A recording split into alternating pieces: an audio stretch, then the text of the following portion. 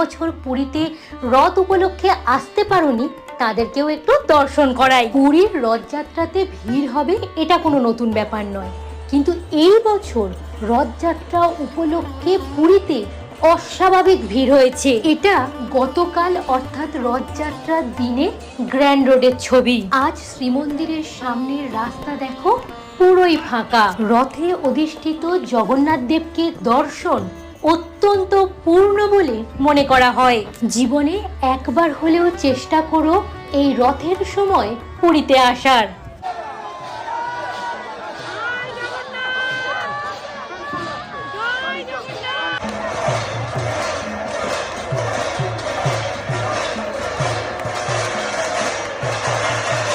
এরপর পুরীতে হবে হেরা পঞ্চমী, তারপরে হবে বাহুড়া যাত্রা বা উল্টো রথ, তারপরে হবে সোনাবেশ, তারপরে হবে